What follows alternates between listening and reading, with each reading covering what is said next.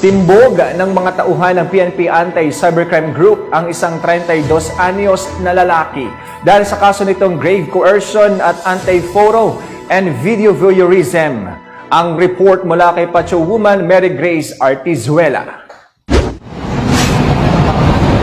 Noong ika-22 ng Enero taong kasalukuyan sa Farmers Cubao, Quezon City, nagkasanang entrapment operation ang mga tauhan ng Southern District Anti-Cybercrime Team o SDAC na nagresulta sa pagkahuli sa suspect na kinilala bilang si alias Vicente, 32 anyos at residente ng Montalban, Rizal.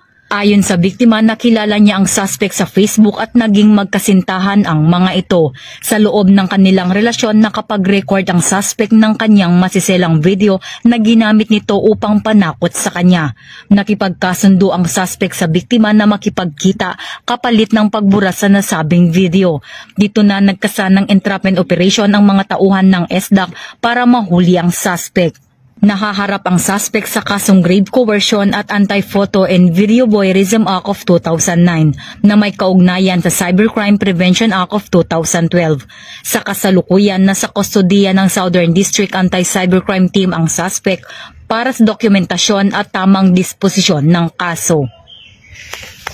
Mula dito sa Campo Crame, ako si Patrolwoman Mary Grace Artizuela, nagbabalita para sa Police News Network, alagad ng batas, tagataguyod ng Balitang Pulis.